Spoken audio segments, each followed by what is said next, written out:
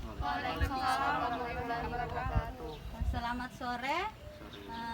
Terima kasih kepada teman-teman yang telah meluangkan waktunya pada sore hari ini untuk mengikuti penyuluhan dan konseling mengenai penyakit TBC atau tuberkulosis.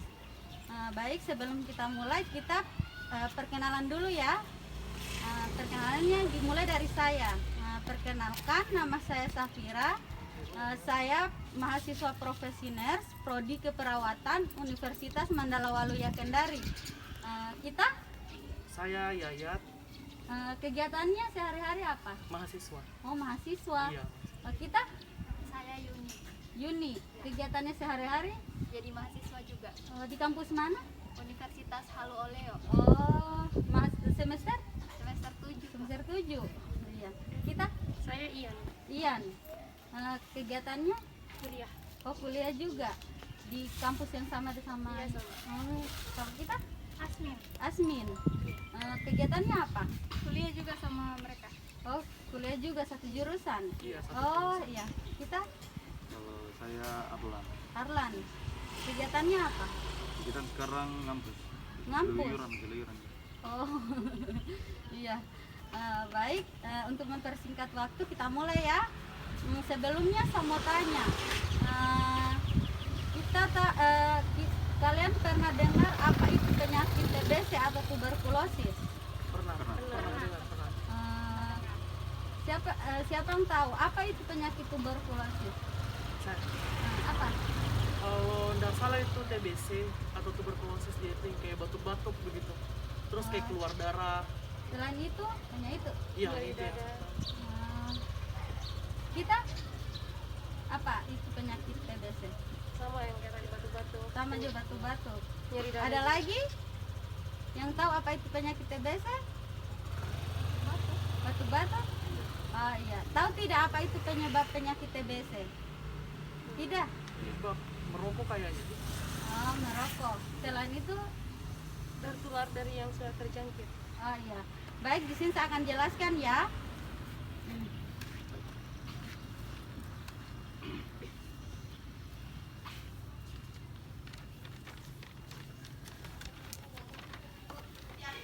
Oke, di situ bisa dibaca apa itu penyakit TBC atau tuberkulosis. Penyakit TBC itu adalah penyakit menular yang disebabkan oleh bakteri. Nama bakterinya itu Mycobacterium tuberculosis, di mana bakteri itu menyerang anggota tubuh manusia, terutama itu saluran pernafasan, yaitu paru-paru.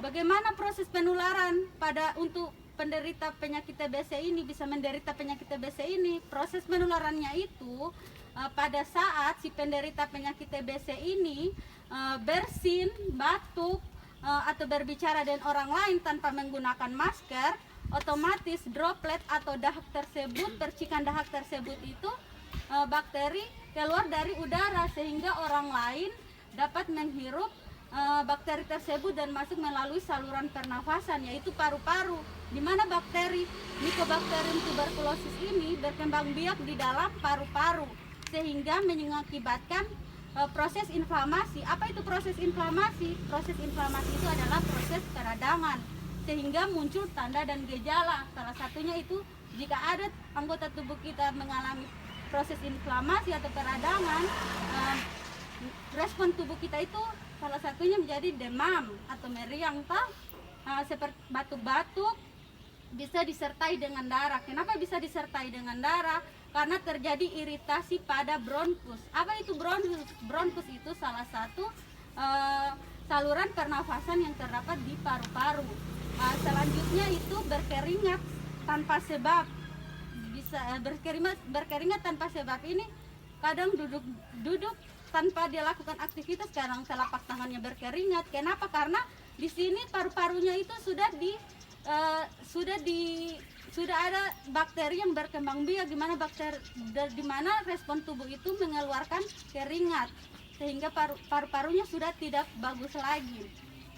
Selanjutnya nafas pendek atau nyeri dada, sesak nafas dan nyeri dada. Ini biasanya pada penderita TBC yang sudah lama atau sudah sudah bertahun-tahun karena sudah sebagian paru-parunya ini memenuhi cairan paru-paru sehingga proses paru-parunya sehingga cairan itu sudah memenuhi setengah dari paru-paru sehingga mengakibatkan orang itu sesak dan nyeri dada dan nafsu makan menurun serta berat badan menurun. Selanjutnya bagaimana gaya hidup sehat dan pencegahan pada penderita TBC ini? Yang pertama itu hindari pendekatan dengan penderita TBC atau seseorang yang memiliki riwayat penyakit TBC. Selanjutnya membuka jendela rumah setiap hari untuk mendapatkan sinar matahari dan udara segar. Kenapa harus membuka jendela setiap hari? Karena seperti kita ketahui bahwa bakteri ini jika hidup di ruangan terbuka atau ada matahari, proses kehidupannya itu hanya sampai 1 atau 2 jam. Sedangkan jika dia hidup di tempat ruangan yang tertutup atau lembab, itu proses kehidupannya bisa berhari-hari. Sehingga disarankan untuk membuka jendela setiap hari. Selanjutnya olahraga secara teratur. Olahraga secara teratur itu sangat banyak manfaatnya. Salah satunya itu untuk meningkatkan sistem pertahanan tubuh kita. Dimana jika sistem pertahanan tubuh kita baik, otomatis untuk melawan bakteri atau virus yang masuk dalam tubuh kita itu dia bisa lawan dan tidak akan mengakibatkan terjadinya penyakit. Oke, selanjutnya menutup mulut saat batuk dengan lengan atau sapu tangan. Rajin-rajin menggunakan masker, tidak membuang dahak sembarangan, dan tidak merokok. Dan pada anak di bawah usia 5 tahun disarankan untuk mendapatkan suntikan vaksin BCG. Apa itu fungsinya? Fungsinya vaksin BCG itu untuk menghindari si anak ini menghindari si anak ini menderita penyakit TBC di kemudian hari. Selanjutnya pemeriksaan TBC. Jika teman-teman merasa mengidap TBC, mengidap tanda dan gejala TBC itu segera ke fasilitas kesehatan terdekat seperti puskesmas, rumah sakit ataupun klinik. Pemeriksaan TBC ini dilakukan melalui pemeriksaan sputum atau sekret dahak. Di mana pemeriksaan sputum itu jika dinyatakan negatif tetapi masih ada tanda dan gejala TBC, harus dilakukan pemeriksaan ronseng dada atau fototoraks, di mana di situ akan dilihat paru-parunya apakah terdapat bakteri Mycobacterium tuberculosis ini atau tidak. Karena di situ ronseng dada itu sangat efektif untuk melihat seseorang dinyatakan positif TBC atau tidak. Nah, bagaimana proses pengobatan TBC?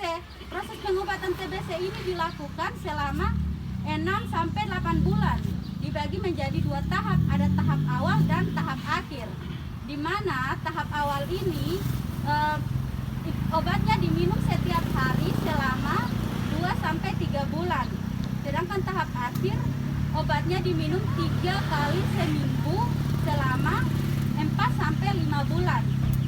Nah, jadi jika Anda merasa mengidap TBC itu gunakan masker, sering-sering mencuci tangan. Oke, baik. Mungkin hanya itu saja penjelasan dari saya.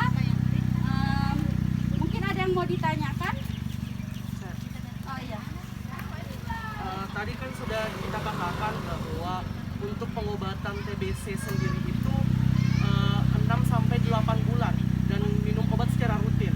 Nah, apabila seseorang ini yang mengidap TBC tapi di bulan kedua itu sudah tidak ada lagi gejala, nah apakah dia bisa untuk berhenti minum obat atau tetap lanjut?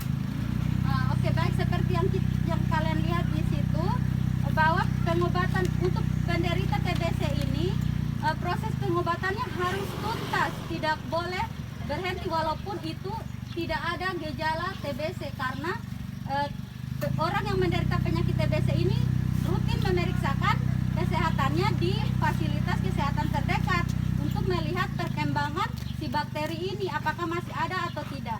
Tapi proses pengobatannya itu harus sesuai anjuran, yaitu harus minum obat secara teratur dan sesuai waktu yang ditentukan oleh petugas kesehatan. Jadi biar tidak ada gejala yang dirasakan, jangan di stop itu minum obatnya karena belum dipastikan bahwa Anda sudah negatif menderita TB atau tidak. Oke, masih ada lagi?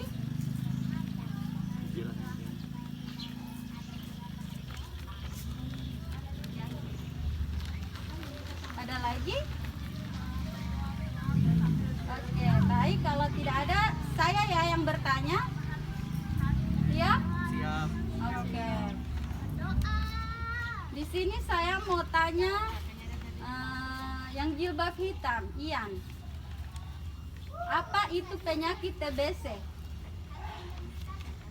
TBC adalah penyakit menular yang disebabkan oleh bakteri Mycobacterium tuberculosis. Bakteri ini menyerang tubuh manusia terutama pada paru. TBC bukan penyakit turunan. Oh iya, intinya itu penyakit TBC itu bukan penyakit keturunan tetapi penyakit menular. Kita yang di ujung, Arlan, bagaimana proses penularannya?